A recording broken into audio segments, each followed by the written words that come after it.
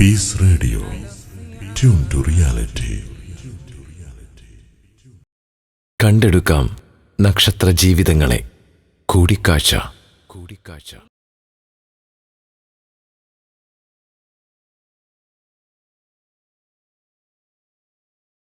അസ്സലാമു അലൈക്കും വറഹ്മത്തുള്ളാഹി.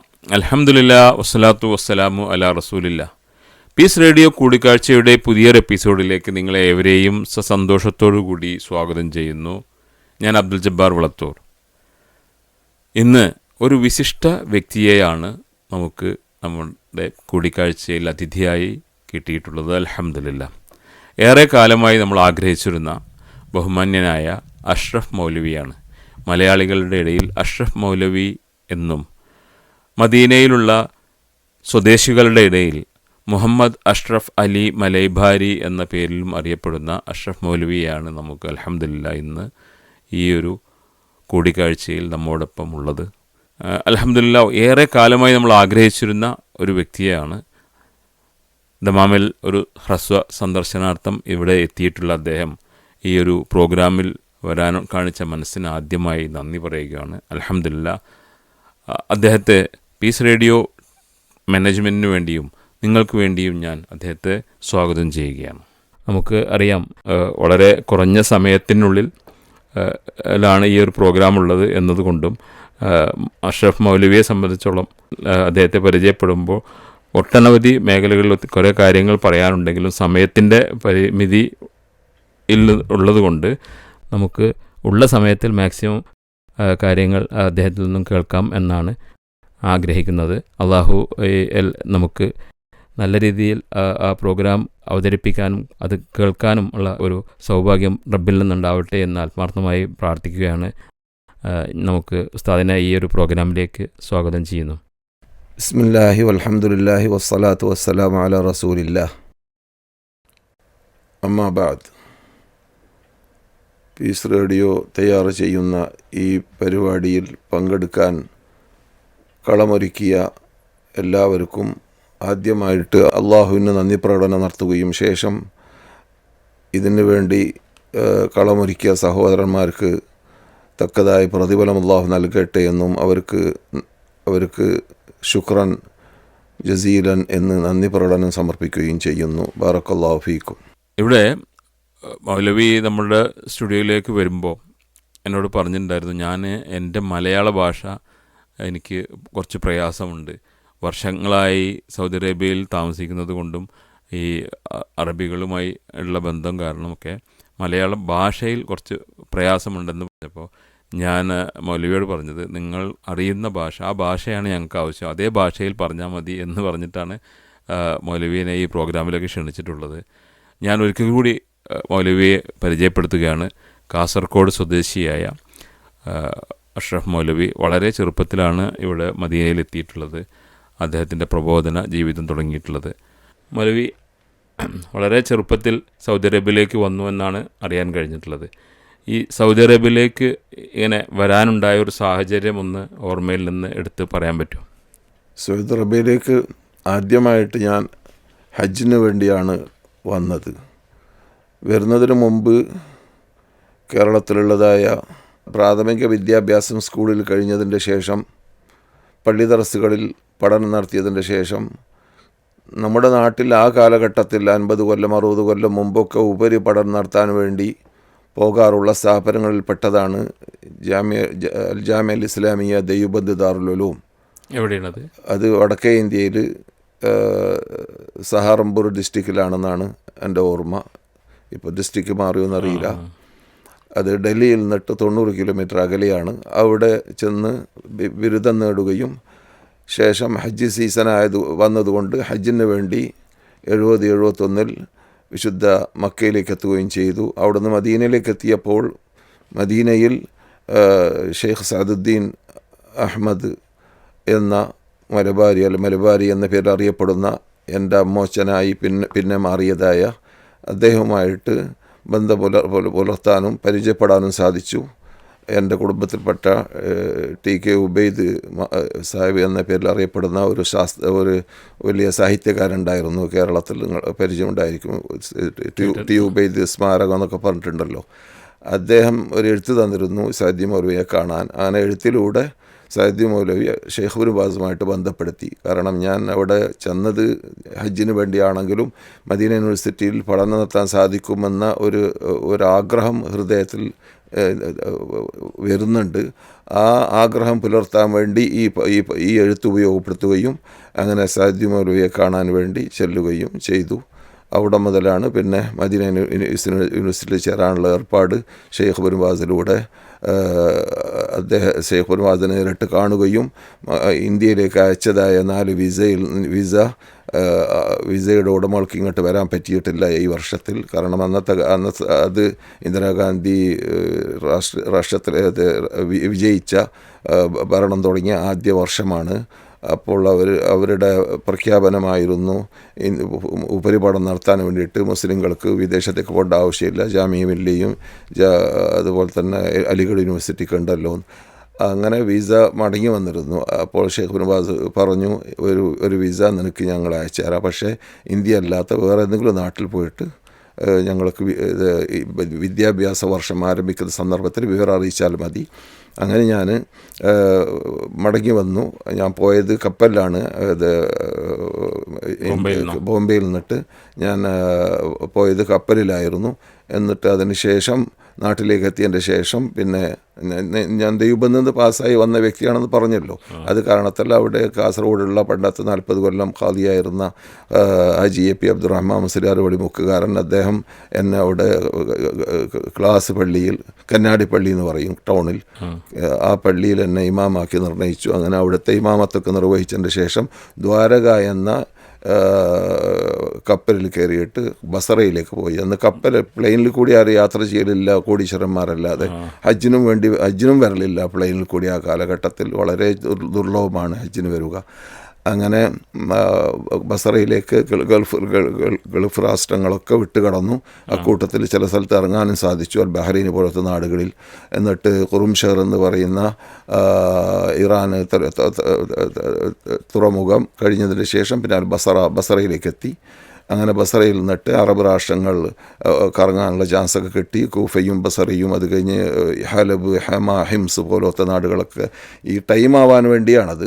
ഏത് ടൈം? വിസയുടെ ടൈം. വിസ ഇസ്ലാമിക് യൂണിവേഴ്സിറ്റി പുതിയ വിദ്യാഭ്യാസം തുടങ്ങുന്ന വർഷത്തിലേക്ക് വിസ കിട്ടുന്നവരെ. അപ്പോൾ അങ്ങനെ ഹമ എന്ന് പറയുന്ന പട്ടണത്തിലേക്ക് എത്തിയപ്പോൾ, ഡമസ്കസിന് അല്പം മുമ്പാണ് വിസ വന്നു. അങ്ങനെ അവിടെയുള്ളതായ ഡമസ്കസിലുള്ളതായ സൗദി അറേബ്യൻ എംബസിയിൽ നിന്നിട്ട് വിസ കരഗതമാക്കുകയും ടിക്കറ്റും വന്നിരുന്നു. അങ്ങനെ അവിടുന്ന് ആദ്യമായിട്ട് എൻ്റെ ജീവിതത്തിൽ പ്ലെയിൻ കയറുന്നത് ഡമസ്കസ് ടു അൽ മദീനയിലാണ്. അങ്ങനെയാണ് മദീനയിലേക്ക് എത്തിയത്. ഞാൻ ചോദിക്കുന്നത്, ഈ എത്രാമത്തെ വയസ്സിലായിരുന്നു നമ്മളുടെ ഈ ഒരു ഹജ്ജിന്? അത് 21ാമത്തെ വയസ്സിലായിരുന്നു. 21ാമത്തെ വയസ്സിൽ ഹജ്ജ് ചെയ്യണമെന്നുള്ള ആഗ്രഹമുണ്ടായി. അത് റബ്ബ് സാധിപ്പിച്ചു തന്നു. അതിലൂടെ ഷെയ്ഖ് ഇബ്നു ബാസിനെ കാണാൻ കഴിഞ്ഞു. എന്നിട്ട് സൗദി അറേബ്യയിലേക്കുള്ള വഴി തുറന്നു വന്നു. ഇവിടെ നമ്മൾ മൗലവി നമുക്ക് മനസ്സിലാക്കാനുള്ളത്, നമ്മൾ പിന്നെ പടച്ചവൻ്റെ ഒരു തീരുമാനം അതെങ്ങനെയായാലും നടപ്പിലാവും എന്ന് തന്നെയാണല്ലോ. നമ്മൾ ഇന്ത്യൻ ഗവൺമെൻറ് സൗദിയിലേക്ക് വരാനുള്ള കുട്ടികൾ വിദ്യാഭ്യാസത്തിനുള്ള അനുവാദം നിഷേധിച്ചെങ്കിൽ പോലും ഈ ഒരു വഴിയിലൂടെ തൗഫീഖ് അവിടെ സൗദിയിൽ വന്നതിന് ശേഷം നമ്മുടെ വിദ്യാഭ്യാസത്തിനെ കുറിച്ചിട്ട് എന്താണ് പറയാനുള്ളത്? സൗദി അറേബ്യയിൽ വന്നതിന് ശേഷം പിന്നെ അവിടുത്തെ നിയമമനുസരിച്ച് BA, ബക്കലോറിയസ്, പിന്നെ MA, ഡോക്ടറേറ്റ്, അതൊക്കെ അവിടെ തന്നെ ഇസ്ലാമിക് യൂണിവേഴ്സിറ്റിയിൽ 12 വർഷത്തിലൂടെ 4 വർഷം നടത്തി. അതിനിടക്ക് അള്ളാഹുവിൻ്റെ തൗഫീഖോട് കൂടി കോളേജിൽ ഞാൻ പഠിച്ചിരുന്ന കാലഘട്ടത്തിൽ തന്നെ ഹറമിൽ ക്ലാസ് എടുക്കാനുള്ള ചാൻസ് ഉണ്ടായിരുന്നു. കാരണം എൻ്റെ അമ്മോച്ചനായി പിന്നെ മാറിയതായ സഅദി മൗലവി അവിടെ ആദ്യം ഹറമിൽ, അദ്ദേഹം സൗദിയാണ്, അബ്ദുസ്സമദ് വലിയ പോലെ തന്നെ സഅദി മൗലവി അവിടെ ക്ലാസ് എടുക്കുകയായിരുന്നു. അയാൾക്ക് പകരം ഞാൻ ക്ലാസ് ആരംഭിച്ചു. അത് എൻ്റെ 24ാമത്തെ വയസ്സിലാണ് ഏകദേശം ഞാൻ ഹറമിൽ ക്ലാസ് ആരംഭിച്ചത്. സ്വദേശികൾക്കും വിദേശികൾക്ക് എല്ലാവർക്കും ഉള്ള ക്ലാസ് ആയിരുന്നു? അല്ല, അനുവാദം കിട്ടുന്നവർക്ക് മാത്രം. എനിക്ക് അവിടുന്ന് അനുവാദം വാങ്ങി തന്നു. ഈ ക്ലാസ് എടുത്തു കൊടുക്കുന്നത് അവിടെ മുമ്പിലിരിക്കുന്ന സദസ്സിൽ. ഹജ്ജ് സീസണിൽ 6 മാസം, പണ്ടത്തെ ഹജ്ജ് സീസൺ എന്ന് പറഞ്ഞാൽ 6 മാസം 7 മാസം നീണ്ടു നിൽക്കും. ഇന്നത്തെ കാലഘട്ടം മാതിരി 20 ദിവസമല്ല ഹജ്ജ് സീസൺ. അന്ന് ഹജ്ജിന് വേണ്ടിയിട്ട് ഷാബാൻ മാസത്തിൽ വന്നാൽ കപ്പലിലാണല്ലോ വരിക. എന്നിട്ട് മുഹറം സഫർ വരെ ഉണ്ടാവും ഹാജിമാർ. അപ്പോൾ ഏത് സമയത്ത് കൊല്ലത്തിൽ അധിക ഭാഗവും മക്കയിലും മദീനയിലും ഹറമിലും വിദേശികളുണ്ടായിരിക്കും. അപ്പോൾ അവർക്കൊക്കെയാണ് ക്ലാസ്. അതിൽ ഏറ്റവും കൂടുതൽ മലയാളികളെയാണ് നമ്മൾ പരിഗണിക്കാറുള്ളത്. ഉറുദു അറിയുന്നവർ ആണ് സദസ്സിലുള്ളതെങ്കിൽ ഹജ്ജ് സീസണല്ലേ, നമ്മൾ കൺട്രോളിലല്ലോ, അവർക്ക് അവരുടെ ഭാഷയിൽ സംസാരിക്കും. പിന്നെ അറബികളാണെങ്കിൽ അറബി ഭാഷയിൽ സംസാരിക്കും. അങ്ങനെയാണ്. ഈ 21 വയസ്സിൽ സൗദിയിലേക്ക് പോരുമ്പോൾ ബാക്കിയുള്ള ഉപ്പ ഉമ്മയൊക്കെ നാട്ടിലായിരുന്നോ? ഇല്ല, എൻ്റെ ഉമ്മയും വാപ്പയൊക്കെ ഞാൻ സൗദി അറേബ്യയിലേക്ക് വരുന്നതിന് മുമ്പ് തന്നെ മരണപ്പെട്ടിരുന്നു. കുടുംബം ആസകലമുണ്ട്. കാസർഗോഡ് റെയിൽവേ സ്റ്റേഷന് നേരെ മുമ്പിലാണ് എൻ്റെ ജന്മഭൂമി, തെരുവത്ത് എന്ന് പറയുന്ന സ്ഥലത്ത്. അവിടുത്തെ ഞാൻ നേരത്തെ പറഞ്ഞ മാതിരി ടി ഉബൈദ് സാഹിബിനെ പോലത്തെ പേരെടുത്ത ആൾക്കാരൊക്കെ നമ്മളുടെ തറവാട്ടിൽപ്പെട്ട ആൾക്കാരാണ്. അല്ലാഹു നിങ്ങളുടെ ഉമ്മാക്കും ഉപ്പാക്കും സ്വർഗം നൽകി അനുഗ്രഹിക്കട്ടെ. ആമീൻ യാ റബ്ബ്. ഈ സൗദി അറേബ്യയിൽ വന്ന് ഈ ഡോക്ടറേറ്റ് എടുത്തു എന്ന് പറഞ്ഞല്ലോ, എന്തിൻ്റെ വിഷയത്തിലായിരുന്നു ആ ഡോക്ടറേറ്റ് എന്ന്? അത് MA എഴുതിയത് നവാസിഖുൽ ഖുർആൻ എന്ന ഇബ്നുൽ ജൗസി എഴുതിയതായ ഗ്രന്ഥത്തെ ആധാരമാക്കിയിട്ട് അതിനെ തഹ്ഖീഖ് നടത്തിയതായിരുന്നു. ആ പുസ്തകം ഞാൻ തഹ്ഖീഖ് നടത്തിയ ശേഷം ഇസ്ലാമിക് യൂണിവേഴ്സിറ്റി 3 തവണ അച്ചടിക്കുകയും ചെയ്തു. അത് 2 വാള്യമാണ് ആദ്യം അച്ചടിച്ചത്, പിന്നെ 1 വാള്യത്തിൽ ഒതുക്കി. അതിപ്പോൾ അച്ചടിച്ചുകൊണ്ടിരിക്കുന്ന യൂണിവേഴ്സിറ്റിയുടെ റെഫറൻസിന് വേണ്ടി ഉപയോഗിക്കുന്നതായ ഗ്രന്ഥങ്ങളിൽപ്പെട്ടതാണ് നവാസിഖുൽ ഖുർആൻ എന്ന ഞാൻ MAക്ക് വേണ്ടി എഴുതിയതായ പുസ്തകം. അതുപോലെ തന്നെ ഡോക്ടറേറ്റിന് വേണ്ടി എഴുതിയത് അഹമ്മദ് ബിൻ ഇബ്രാഹിം അസ്സാലബി എന്ന ഒരു ഇമാം 4-ാം നൂറ്റാണ്ടിൽ ജീവിച്ചതായ 427 മരിച്ചതായ അല്ലാമ അഹമ്മദ് ബിൻ ഇബ്രാഹിം അസ്സാലബി എന്ന പണ്ഡിതൻ്റെ അൽ കശ്ഫ് വൽ ബയാൻ അൻ തഫ്സീർ ഖുർആൻ എന്ന ഗ്രന്ഥത്തിനെ ആധാരമാക്കിയിട്ടായിരുന്നു. അതിപ്പോൾ 32 വാള്യത്തിൽ ആ ഗ്രന്ഥം പുറത്തിറങ്ങിയിട്ടുണ്ട്. ആ 32 വാള്യത്തിൽ പുറത്തിറങ്ങിയ ആ ഗ്രന്ഥം കയ്യെഴുത്ത് കൃതിയായിരുന്നു 1000 കൊല്ലം. 1000 കൊല്ലം ജനങ്ങളുടെ ശ്രദ്ധയിൽപ്പെടാത്ത, പുറത്തിറങ്ങാത്ത ആ ഗ്രന്ഥത്തിനെ പരിചയപ്പെടുത്തലായിരുന്നു ഞാൻ എൻ്റെ ഡോക്ടറേറ്റിന് വേണ്ടി എഴുതിയതായ തീസിസിൽ കൂടി ചെയ്തിരുന്നത്. അത് ജനങ്ങളിലേക്ക് എത്തിക്കുന്ന, അത് എന്തുകൊണ്ട് ഇതുവരെ പുറത്തിറങ്ങിയില്ല, അതിൻ്റെ ഉള്ളടക്കം എന്താണ്, അതിൻ്റെ ഉടമ ഏത് കാലഘട്ടത്തിൽ ജീവിച്ച ആളാണ്, അങ്ങനെയുള്ള പഠനമാണ് വിശാലമായ. അതുകൊണ്ട് തന്നെ ഈ 32 വാള്യം ഗ്രന്ഥത്തെ ഉമ്മുൽ ഖുറ യൂണിവേഴ്സിറ്റിയിലുള്ള വിദ്യാർത്ഥികൾ ഡോക്ടറേറ്റിനും MAക്ക് വേണ്ടി ഉപയോഗിച്ച പുസ്തകം പുറത്തിറങ്ങി. ആ പുസ്തകം പുറത്തിറക്കിയപ്പോൾ എൻ്റെ പഠനത്തെ ആധാരമാക്കിയിട്ടാണ് അവർ ആ 32 വാള്യം പുറത്തിറക്കിയത്. അൽഹംദുലില്ലാ. ഈ ഇത്രയും വർഷം സൗദി അറേബ്യയിലെ മദീന യൂണിവേഴ്സിറ്റിയിൽ പഠനവും ഉണ്ടായിരുന്നു, ജോലിയും ഉണ്ടായിരുന്നു. ജോലി ഏത് മേഖലയിലായിരുന്നു? മദീന യൂണിവേഴ്സിറ്റിയിൽ ഡോക്ടറേറ്റ് എടുത്ത കാലഘട്ടത്തിൽ അവിടെയുള്ള വിദ്യാർത്ഥികൾക്ക് മദീന യൂണിവേഴ്സിറ്റിയുടെ അകത്ത് സ്ഥലമില്ലാത്തത് കാരണത്താൽ അതിൻ്റെ ആദ്യ കാലഘട്ടത്തിൽ പുറത്ത് ഹറമിൻ്റെ പരിസരത്തിൽ കെട്ടിടങ്ങൾ അവർക്ക് 400 പേര് 500 പേരൊക്കെ ഓരോ കെട്ടിടത്തിൽ താമസിക്കാറുണ്ടായിരുന്നു. അങ്ങനെയുള്ളതായ കെട്ടിടത്തിൽ താമസിക്കുന്നവരുടെ മേലിൽ ഇഷ്റാഫ് നടത്തുന്ന ജോലി 2.5 കൊല്ലത്തോളം ഞാൻ ഡോക്ടറേറ്റ് എടുത്തിരുന്ന കാലഘട്ടത്തിൽ തന്നെ നടത്തിയിരുന്നു. ഇഷ്റാഫ് എന്ന് പറഞ്ഞാൽ അവരുടെ ഗൈഡായിട്ട്, അവർക്ക് ഉപദേഷ്ടാവായിട്ട് അവരെ നിയന്ത്രിക്കുക, ചുരുക്കത്തിൽ അവരെ ശരിക്കും പരിശോധിക്കുകയും അവരുടെ പോക്കുവരവ് വീക്ഷിക്കുകയും അവർക്ക് വേണ്ട നസീഹത്തുകളും ഉപദേശങ്ങളും നൽകുകയും ചെയ്യുക. ഈ ഒരു മദീനയിൽ വന്ന് പഠനം തുടങ്ങിയതിന് ശേഷമാണ് വിവാഹം ഒക്കെ നടന്നത്. ഇപ്പോൾ പറഞ്ഞാലും അത് രസകരമായ ഒരു സംഭവമാണ്. ഈ സഅദുദ്ദീൻ മൗലവിക്ക് തന്ന എഴുത്തുണ്ടല്ലോ, ടി ഉബൈദ് സാഹിബ്, ആ എഴുത്തുമായിട്ട് സഅദുദ്ദീൻ മൗലവിയുടെ വീട്ടിലേക്ക് ഞാൻ ചെന്നു.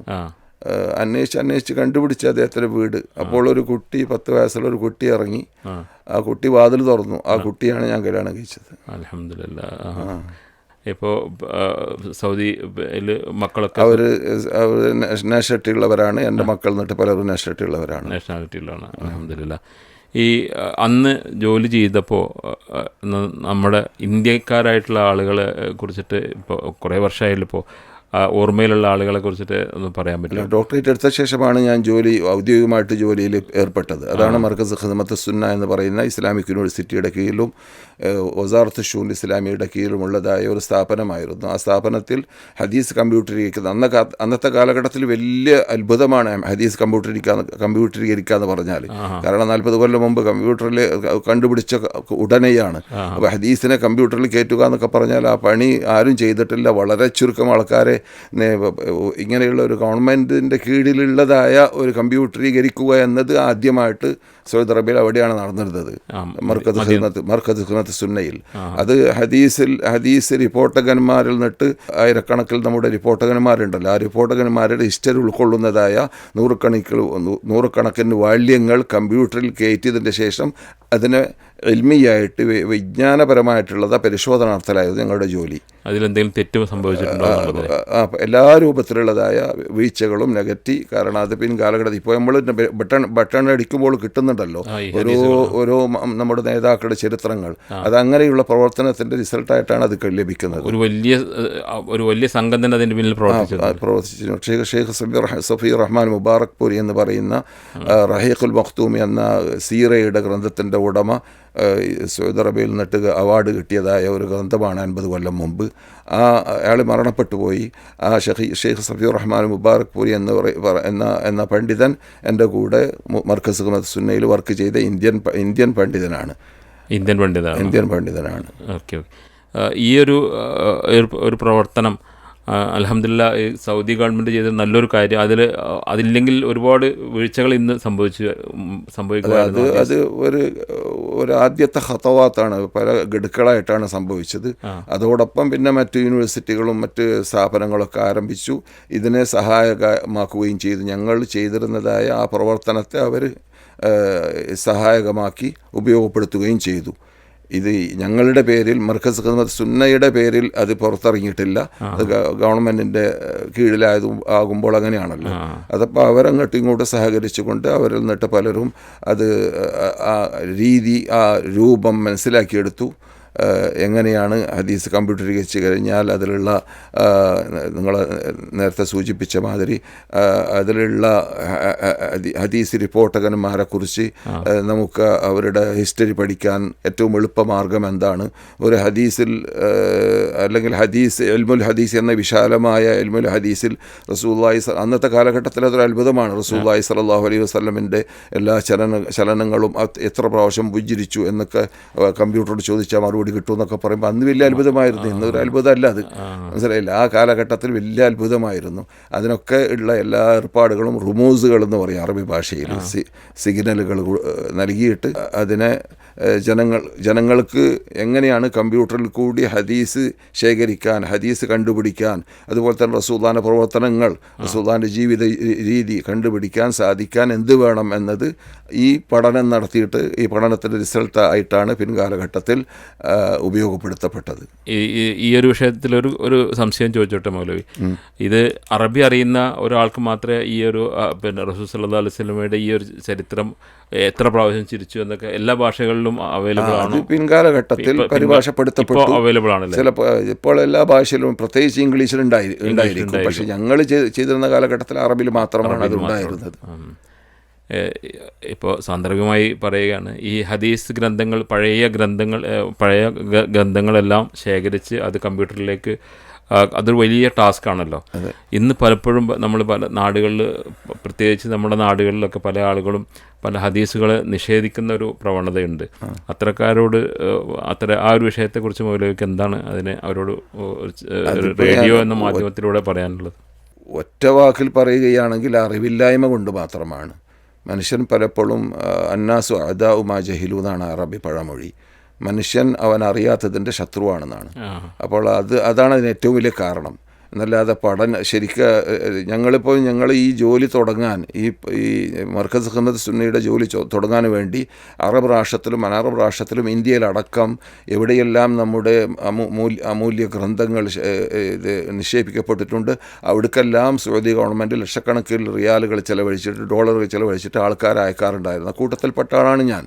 എന്നിട്ട് ഇത് ശേഖരിച്ച് കൊണ്ടുവരും. എന്നിട്ട് ഞങ്ങൾ തന്നെ 1000ഓളം കോപ്പി ഖുർആൻ, ബുഖാരിയുടെ 1000ഓളം കോപ്പി ലോകത്തിൽ വ്യാപകമായി കിടക്കുന്ന വ്യത്യസ്ത കോപ്പികൾ ശേഖരിക്കാൻ, അത് എവിടെയൊക്കെ ഉണ്ട്, ഏത് നമ്പറിലാണ് എന്നൊക്കെ ഞങ്ങൾ ക്രോഡീകരിച്ച് അതിൻ്റെ എല്ലാ മാലൂമാത്തുകൾ വെറും ബുഖാരിയെക്കുറിച്ച് മാത്രമാണ് പറയുന്നത്. അതുപോലെ മുസ്ലിം, ഇബ്നു മാജ, നസായി, തുർമുദി പോലത്തെ ഗ്രന്ഥങ്ങളുടെ എല്ലാം ആധികാരിക അമൂല്യ ഗ്രന്ഥങ്ങളുടെ കയ്യെഴുത്ത് കൃതികൾ ലോകത്ത് എവിടെയൊക്കെ ഉണ്ട് എന്ന് പഠനം നടത്തിയ ശേഷം അതിൽ നിന്നിട്ട് ശേഖരിക്കാൻ പറ്റുന്നതിനെ ശേഖരിച്ചു കഴിഞ്ഞതിന് ശേഷമാണ് ഈ ജോലി തന്നെ ആരംഭിച്ചത്. മൗലവി ഈ ഒരു ആവശ്യത്തിന് വേണ്ടി യാത്ര ചെയ്തതിനെ കുറിച്ചൊന്ന് പറയാൻ പറ്റുമോ? ഒരു മൗലവി പറഞ്ഞല്ലോ, ഇപ്പോൾ ഞാനടക്കം അതിൽ പോയിരുന്നു എന്ന്. ഞാൻ ഈ ഈജിപ്തിലേക്ക് അവരാവശ്യപ്പെട്ടതായ ഗ്രന്ഥങ്ങൾ ശേഖരിക്കാൻ വേണ്ടി പോയിരുന്നു. അതുപോലെ അവിടെയുള്ള പല പ്രവർത്തകന്മാരും അതിനായി പോയി അതിനുവേണ്ടി മനക്കെട്ട് പ്രയാസപ്പെട്ട് ശേഖരിച്ചെടുത്തതാണിത്. അപ്പോൾ അത് ഇത്രയും കോപ്പികൾ പണ്ട് കാലഘട്ടത്തിൽ പ്രിന്റിംഗ് പ്രസ്സൊന്നും ഇല്ലല്ലോ. അപ്പോൾ 1000 കൊല്ലം മുതൽക്കേ എഴുതപ്പെട്ട ഗ്രന്ഥങ്ങൾ ഒരു തലമുറ, ഒരു നൂറ്റാണ്ട് കഴിഞ്ഞാൽ പിന്നെ അതിനുശേഷം വരുന്ന ആൾക്കാർക്ക് ആ ഗ്രന്ഥം ഉപയോഗിക്കണമെങ്കിൽ അത് ചെതൽ പിടിച്ച് കാണും. അപ്പോൾ എന്ത് വേണ്ടി വരും? അതിനെ കോപ്പി അടിക്കേണ്ടി വരും. അപ്പോൾ നമ്മുടെ അടുക്കലേക്ക് എത്തുമ്പോൾ 6, 7, 8 തവണയൊക്കെ ചിലപ്പോൾ ബുഖാരിയുടെ കോപ്പി അടിച്ച് കാണും. ചിലപ്പോൾ ഒറിജിനൽ തന്നെ ഉണ്ടാവും. ഒറിജിനൽ അവിടെ ഉള്ളതോടുകൂടി പരിവർത്തനങ്ങളൊക്കെ വന്ന് കാണും. അതിനെല്ലാം ഇത് പഠനം നടത്തി അതിൽ ഏതാണ് ശരി, ഏതാണ് തെറ്റ്, വല്ലതും നഷ്ടപ്പെട്ടു പോയിട്ടുണ്ടോ, വല്ലതും വീണു പോയിട്ടുണ്ടോ, വല്ലതും നാസിഖ് ചെയ്യുന്ന എഴുത്തുകാരനിൽ നിന്നിട്ട് കൂടിപ്പോയിട്ടുണ്ടോ, കുറഞ്ഞു പോയിട്ടുണ്ടോ എന്നൊക്കെ ശരിക്കും ഇൽമിയായ വിജ്ഞാനപരമായ പഠനം നടത്തിയിട്ടാണ് അതൊക്കെ അവിടെ അതിന് ആധികാരികത ലഭിക്കുക. ആ ആധികാരികത ലഭിച്ച ശേഷമാണ് അത് പിന്നെ കമ്പ്യൂട്ടറീകരിക്കുക. വളരെ വലിയൊരു അറിവാണ്. ഇത് വളരെ പ്രയാസം തോന്നും, നമുക്ക് തന്നെ പ്രയാസം തോന്നുന്നുണ്ട് ഹദീസുകളെ നിഷേധിക്കുന്നത് കാണുമ്പോൾ. അപ്പോൾ ഇത്തരം ജോലികളിലൊക്കെ ഏർപ്പെട്ട ഒരാൾ എന്ന നിലയ്ക്ക് മൗലവി ഈ ഹദീസ് നിഷേധത്തെ കാണുമ്പോൾ മനസ്സിൽ പ്രയാസം തോന്നാറുണ്ടല്ലേ? അപ്പോൾ നിഷേധം യഥാർത്ഥത്തിൽ ഒരു സത്യവിശ്വാസി ആവണമെങ്കിൽ അള്ളാഹുവിൻ്റെ കൽപ്പന തന്നെയാണ്, തുതിഊഹു തഹ്തദു. റസൂലുള്ളാഹിനെ നിങ്ങൾ അനുസരിച്ചാൽ നിങ്ങൾക്ക് ഹിദായത്തുള്ളൂ. അപ്പോൾ നമ്മുടെ ഹിദായത്ത് നമുക്ക് ലഭിക്കണമെങ്കിൽ അതിൻ്റെ മാനദണ്ഡം തന്നെ എന്താണ്? റസൂലുള്ളാഹിനെ അനുസരിക്കലാണ്. അപ്പോൾ ഹദീസ് എന്ന് പറഞ്ഞാൽ എന്താണ്? ഒമാ അതാക്കും റസൂല് ഫഹദു, അള്ളാഹുവിൻ്റെ റസൂൽ എന്ത് കൊണ്ടുവന്നത് നിങ്ങൾ മുറുകെ പിടിക്കുക. ഒമാ നഹാക്കും അൻഹു ഫന്തഹു, നിങ്ങളെ തൊട്ട് എന്തിനെ വിരോധിച്ചു അത് നിങ്ങൾ ഒഴിവായി നിൽക്കുക എന്ന അള്ളാഹുവിൻ്റെ കൽപ്പന നടപ്പാക്കുക എന്നതാണ് ഹദീസ്. അതുകൊണ്ട് തന്നെ 70ഓളം ആയത്തുകൾ നിഷേധിക്കേണ്ടി വരുന്നു ഹദീസ് നിഷേധിക്കുമ്പോൾ. അതുകൊണ്ട് തന്നെ ഹദീസ് നിഷേധികളെക്കുറിച്ച് ഞാൻ പറയൽ ഖുർആൻ നിഷേധികളാണ്, അവർ ഹദീസ് നിഷേധികളല്ല യഥാർത്ഥത്തിൽ. അല്ലാഹു എല്ലാവർക്കും ഹിദായത്ത് നൽകട്ടെ. മൗലവി ഖുർആൻ പ്രിൻറ്റിംഗ് പ്രസ്സിൽ ജോലി ചെയ്യുന്നു. എന്താണ് ആ ഖുർആൻ പ്രിൻറ്റിംഗ് പ്രസ്സിനെ കുറിച്ചിട്ട്, എപ്പോഴാണ് അങ്ങനെ ഒരു അവസരം മൗലവി കിട്ടിയത് എന്ന് പറയാമോ? അത് മദീന ഇസ്ലാമിക് യൂണിവേഴ്സിറ്റിയിൽ 20 കൊല്ലം ഈ പ്രൊഫസറുടെ തസ്തികയിൽ ജോലി ചെയ്ത ശേഷം ഈ ഞാൻ നേരത്തെ കേൾപ്പിച്ചതായ ജോലികളൊക്കെ ആ ഇനത്തിൽപ്പെട്ടതായിരുന്നു. ശേഷം പിന്നെ ഖുർആൻ പ്രിൻറ്റിംഗ് പ്രസ്സിലേക്ക് അവർ തന്നെ ഞങ്ങൾ എന്ത് ചെയ്തു, ഞങ്ങൾ എന്നിട്ട് ചില പണ്ഡിതന്മാരെ ഡോക്ടറേറ്റ് എടുത്തവരെ ആവശ്യപ്പെട്ടു. അങ്ങനെ ഖുർആൻ പ്രിൻറ്റിംഗ് പ്രസ്സിലേക്ക് ഞങ്ങൾ ചെന്നു. ആ ചെന്ന സന്ദർഭത്തിൽ അവിടെയുള്ളതായ ഖുർആനുമായി ബന്ധപ്പെട്ടതായ അമൂല്യ ഗ്രന്ഥങ്ങളെ ശേഖരിക്കുകയും അതിനെക്കുറിച്ച് റിസർച്ചുകൾ നടത്തുകയും ചെയ്യുക എന്നൊരു സെഷനുണ്ട്, അഷ്ഊനുൽ ഇൽമിയ്യ.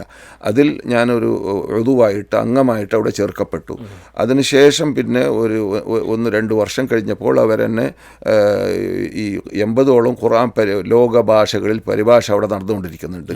അതിൽ നിന്നിട്ട് 40ഓളം പരിഭാഷകൾ അത് ഏഷ്യൻ പരിഭാഷകളാണ്.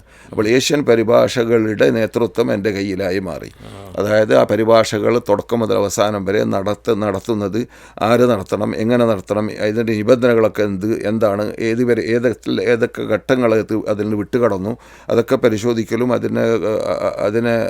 അതിൻ്റെ ഇഷ്റാഫ് നേതൃത്വം വഹിക്കലുമാണ്. അത് കൺട്രോൾ ചെയ്യലാണ്. അത് മറ്റു ഗ്രന്ഥരചന റിസർച്ചർ ആവുക എന്നുള്ള ജോലി ഉണ്ടല്ലോ, അതോടൊപ്പം എൻ്റെ ഈ ജോലിയും കൂടി ഉണ്ടായിരുന്നു. 12 കൊല്ലം ഖുർആൻ പ്രിൻറ്റിംഗ്, അത് റഈസ് വഹദത്ത് തർജുമാത്ത് ആസിവിയ്യ എന്നാണ് പറയുക. ഏഷ്യൻ ഭാഷകളുടെ തർജുമാത്തുകളുടെ പരിഭാഷകളുടെ നേതൃത്വം വഹിക്കുന്ന വ്യക്തി എന്ന പേരിൽ ഇവിടെ വർക്ക് ചെയ്തിരുന്നു.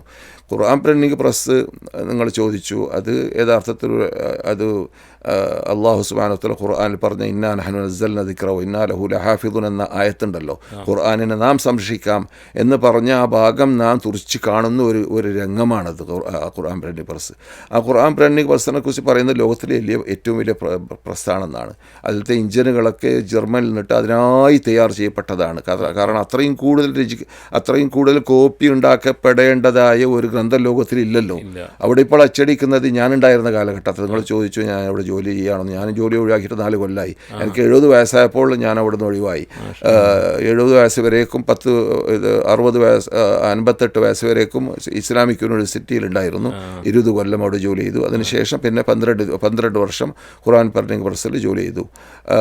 അപ്പോൾ ആ പ്രിൻറ്റിംഗ് പ്രസ്സിൽ നാം എന്താ പറഞ്ഞു വന്നത്, ഖുർആൻ പ്രിൻറ്റിംഗ് പ്രസ്സിൻ്റെ ഒരു സവിശേഷതയാണ്. പലപ്പോഴും ഞാൻ പറയാൻ കാരണം, പലപ്പോഴും നമ്മൾ ആഗ്രഹിക്കുന്നതാണ് നാട്ടിൽ നിന്ന് വരുന്നവരൊക്കെ ഈ പ്രിൻറ്റിംഗ് പ്രസ് ഒന്ന് കാണണമെന്ന്. ചിലപ്പോൾ തിരക്ക് കാരണം കാണാൻ പറ്റിയിട്ടുണ്ടാവില്ല, കാണണമെന്ന് ആഗ്രഹമുണ്ട്. അപ്പോൾ അവിടുത്തെ ഒരു വിശേഷങ്ങൾ എന്താണെന്ന് മൗലവി ഒന്ന് പറഞ്ഞാൽ. അതിലിപ്പോൾ അവരുടെ പ്രസിദ്ധീകരണങ്ങൾ ധാരാളമുണ്ട്. 400ഓളം പ്രസിദ്ധീകരണങ്ങൾ അവിടെ നടക്കുന്നുണ്ട്. ഞങ്ങൾ ആ വകുപ്പിലാണ് ഞാൻ ജോലി ചെയ്തത്. അതായത് എൽമിയായ വിജ്ഞാനപരമായ കാര്യങ്ങൾ പ്രിൻ്റ് ചെയ്യുക എന്നുള്ളതൊക്കെ പെട്ടെന്ന് സാധിക്കുന്നതാണൊക്കെ തോന്നും. അല്ല, അതിന് 10 ഘട്ടങ്ങൾ വിട്ട് കടന്നിട്ടാണ് ഖുർആൻ്റെ ഒരു കോപ്പി ഇറങ്ങുക. ഓരോ ഘട്ടങ്ങളിലും ഓരോ വിഭാഗത്തിന് പ്രത്യേക ജോലികളുണ്ട്. അപ്പോൾ ഏതെങ്കിലും ഒരു കാലഘട്ടത്തിൽ ഖുർആനിൽ ഇന്ന പേജിൽ ഇന്ന തെറ്റുണ്ട് എന്ന് പറഞ്ഞാൽ ആ തെറ്റ് ആരിൽ നിന്നിട്ടാണ് വന്നത് എന്ന് വരെ കണ്ടുപിടിക്കാൻ പറ്റുന്ന രൂപത്തിലാണ് ഇത് ചെയ്തിട്ടുള്ളത്.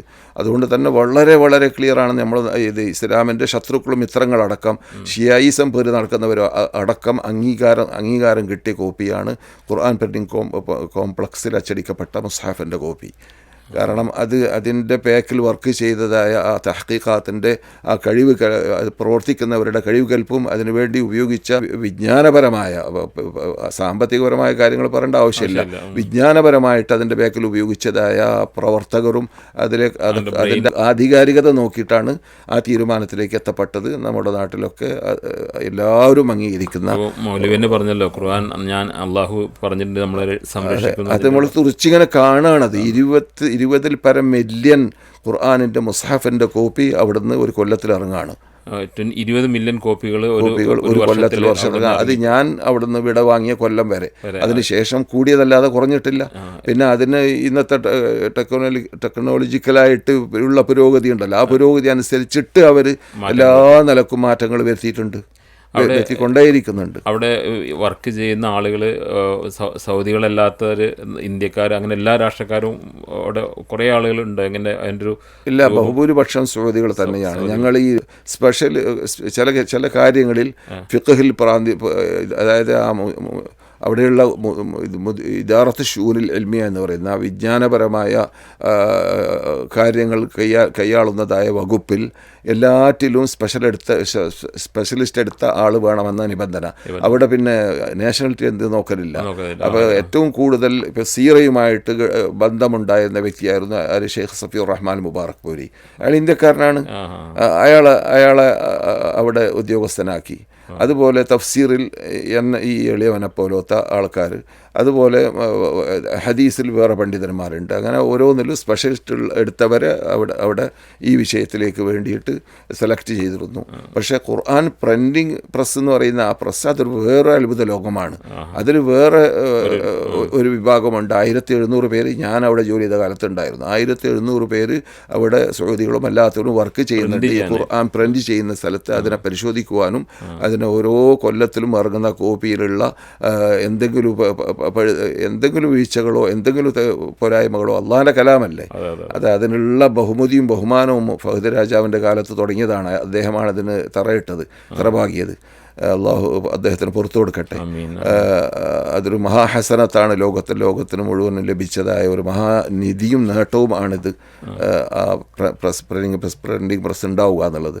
അതുകൊണ്ട് തന്നെ ഇപ്പോൾ മദീനയിൽ സന്ദർശകർക്ക് സന്ദർശിക്കാൻ വേണ്ടി മസ്ജിദുൽ ഖിബലത്തയിലേക്ക് പോകുമ്പോൾ ഖുർആൻ പ്രിൻറ്റിംഗ് പ്രസ്സിലേക്കും ജനങ്ങൾ പോകുന്നു. ആയിരങ്ങൾ പോകുന്നു, ആണുങ്ങളും പോകുന്നു, പെണ്ണുങ്ങളും പോകുന്നു. എല്ലാവർക്കും ഓരോ കോപ്പി, മുസ്ഹഫിൻ്റെ കോപ്പി ഏതായാലും കിട്ടും. ചിലർക്ക് പരിഭാഷയും കിട്ടും. ഈ മൗലവി പറഞ്ഞല്ലോ 40ഓളം ഏഷ്യൻ ഭാഷകൾ എന്ന് പറഞ്ഞാൽ അതിൽ നമ്മെ സംബന്ധിച്ചിടത്തോളം പ്രാദേശിക ഭാഷ വരെ നമ്മുടെ നാട്ടിലുള്ള മലയാളത്തിലുണ്ട്, തമിഴിലുണ്ട്, തെലുങ്കുവിലുണ്ട്, ഉറുദുവിലുണ്ട്, ഹിന്ദിയിലുണ്ട്, കന്നഡയിലുണ്ട്, കർണാടക ഭാഷയിൽ. ഇങ്ങനെ 6 ഭാഷയിൽ ഇതുവരെ ഇതോടുകൂടി അച്ചടിച്ച് കഴിഞ്ഞു അവിടെ. അതല്ലാതെ ലോക ഭാഷകളിൽ ചൈന, റഷ്യ, അമേരിക്ക പോലത്തെ ലോക ഭാഷകളിൽ പരിഭാഷകൾ അവിടെയുണ്ട്. അതിൽ ഏഷ്യൻ ലോകത്തെ ഏറ്റവും കൂടുതൽ ജനങ്ങൾ ജീവിക്കുന്ന ഏഷ്യയിലാണല്ലോ ഏറ്റവും കൂടുതൽ ഭാഷകളുള്ളതും. അതുകൊണ്ട് തന്നെ ഏഷ്യയിലുള്ളതായ ഭാഷകളാണ് ഏറ്റവും 40ഓളം പരിഭാഷ ഏഷ്യൻ ഭാഷകളിലാണ്.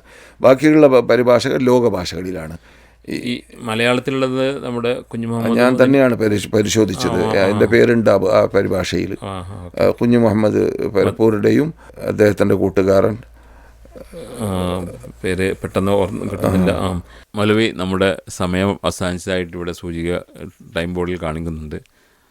നമുക്ക് ഈ ഒരു പ്രോഗ്രാം ഇവിടെ വൈൻഡ് അപ്പ് ചെയ്യേണ്ടതുണ്ട്. ഇൻഷാ അല്ലാഹ് ഇതിൻ്റെ ബാക്കി നമുക്ക് അടുത്ത എപ്പിസോഡിൽ തുടരാം. ബഹുമാന്യനായ അഷ്റഫ് മൗലിയെ നമുക്ക് അടുത്ത എപ്പിസോഡിൽ വീണ്ടും കാണാം. അതുവരെ ഈ ഒരു പ്രോഗ്രാം ഇവിടെ വൈൻഡ് അപ്പ് ചെയ്യുകയാണ്. അസ്സലാമു അലൈക്കും വറഹ്മത്തുള്ളാഹി വബറകാതുഹു. Peace Radio. Tune to reality.